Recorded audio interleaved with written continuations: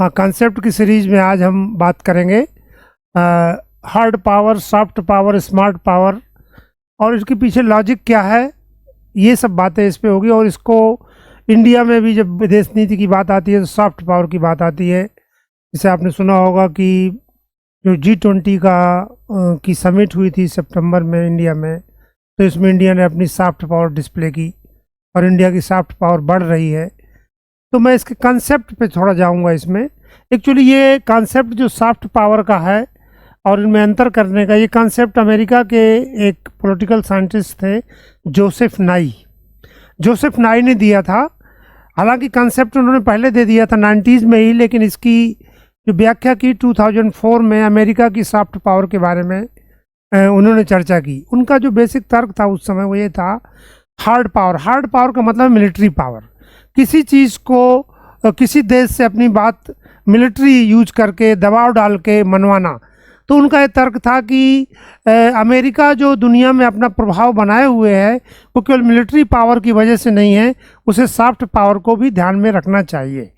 क्योंकि soft power का मतलब कि ये है कि आप उससे आकर्षित होकर उसकी बात माने। यहाँ पे मैं थोड़ा सा एक्सप्लेन करूँगा थ्योरेटिकल। पावर जहाँ पर भी है, पावर ये रिलेशनल कॉन्सेप्ट, दो लोगों के बीच में या दो पार्टीज के बीच में वो एक रिलेशन को बताता है। पावर का मतलब है कि एक व्यक्ति दूसरे से अपनी बात मनवा ले।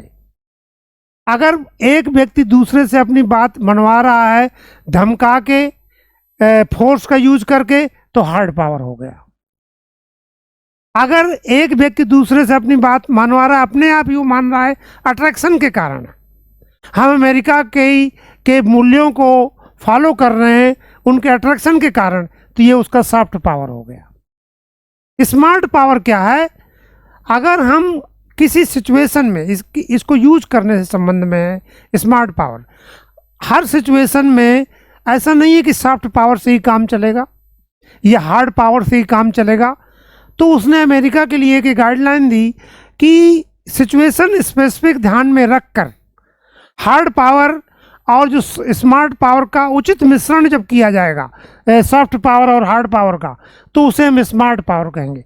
यानी इसकी केवल वैल्यू है जब एप्लीकेशन करेंगे आप इस कंसेप्ट का, सॉफ्ट पावर और हार्ड पावर का।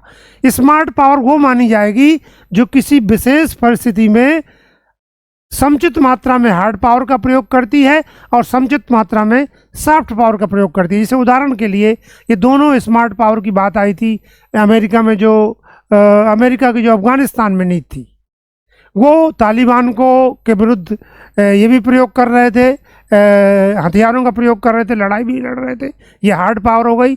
और वो वहाँ की जनता के लिए डेवलपमेंट के काम भी कर रहे थे, उनको विकास के काम भी कर रहे थे, लोकतंत्र को मजबूत कर रहे थे, तो ये सॉफ्ट पावर हो गई। इन दोनों का अगर उचित मिश्रण है विद्वानों के अनुसार तो हम उसे स्मार्ट पावर कहेंगे। रही भारत की बात की, यहाँ पे सवाल उठता है कि भारत की सॉफ्ट पावर में क्या क्या आएगा और ये सॉफ्ट पावर के एडवांटेज क्या हैं। देखिए, हार्ड पावर जब यूज करेंगे तो उसका विरोध होगा, ये कॉस्टली होगा। सॉफ्ट पावर का एडवांटेज क्या है कि आपके कोई अट्रैक्टेड है, आपके मूल्यों को, आपकी परंपराओं को, आपकी किसी प्रैक्टिस को वो मान रहा है और आपकी बात मान रहा है, तो वो विरोध नहीं होगा और इसमें कोई कास्ट भी ज़्यादा इन्वॉल्व नहीं होगी। तो सभी देश आजकल क्या कर रहे हैं कि अपनी सॉफ्ट पावर को बढ़ाने का प्रयास कर रहे हैं। इंडिया ने क्या किया है, 2005 में अपने विदेश मंत्रालय में एक अलग डिवीजन ही बना दिया इस काम के लिए, जिसे कहते हैं public diplomacy division. Public diplomacy division का मतलब के उद्देश्य है कि दुनिया के देशों में, जनता में, नेताओं में भारत की विदेश नीति के समर्थन में माहौल बनाना।